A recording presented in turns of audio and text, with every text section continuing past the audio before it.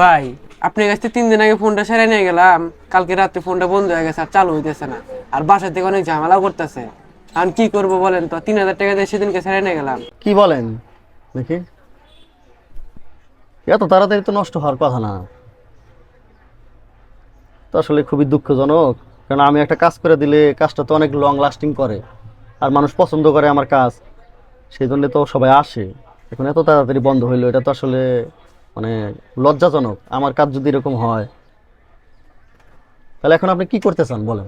3 দিন আগে 3000 টাকা দিয়ে আপনার কাছে ফোনটা সেরে নিয়ে গেলাম, বাসায় তো অনেক ঝামেলা করতেছে, আর বাসা থেকে বলতেছে যে তোরে নতুন ফোন একটা কিনে দিব। তাহলে আমি 3000 টাকা দিয়ে আপনার কাছে সেরে নিলাম, তাহলে এটা কি করবেন বলেন তো? এখন বিষয়টা হলো যে ভাই, আমিও তো এখানে অনেক কষ্ট করে আপনার ফোনটা সারলাম, কিন্তু এত তাড়াতাড়ি যে নষ্ট হবে এটা তো আসলে আমিও জানি না। কারণ আমাকে দিয়ে তো অনেক মানুষ কাজ করায়, প্রতিদিনই 2-4টা কাজ করি, মানুষ আসে যায়, অনেকে 2 বছর চালাই দিয়েছে, অনেকে 3 বছর চালায়। এখন এত তাড়াতাড়ি এটা বন্ধ হইলো। আচ্ছা ভাই, সমস্যা নেই, আমি আপনার টাকাটা রিটার্ন করে দিতেছি। যদিও আসলে রাখছিলাম অন্য কারণে, টাকাটা আমার রেজেকে না, কি করবো কোন, নিয়ে যান গা। সেটা তো বুঝলাম ভাই, আপনি তো কষ্ট করে কাজ করছেন, আর আমার বাসায় তো ঝামেলা করতেছে। 3 দিন হলো ফোনটা সেরে নিয়ে গেছি, আমি বন্ধ হয়ে গেছে গা। তো যাই হোক, এত কথা না কই, আপনিও তো কষ্ট করে কাজ করছেন, আপনি এখান থেকে 1000 টাকা নেন।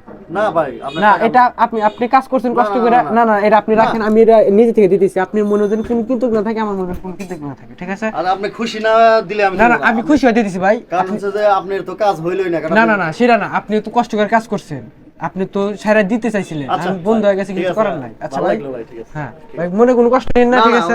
আচ্ছা ভাই, গেলাম তাহলে। মানুষকে কষ্ট দিয়ে টাকা নয়, মৃত্যু পর্যন্ত সার্ভিসিং এর কাজ করে যেতে চাই, ভালোবাসায় বেঁচে থাকতে চাই।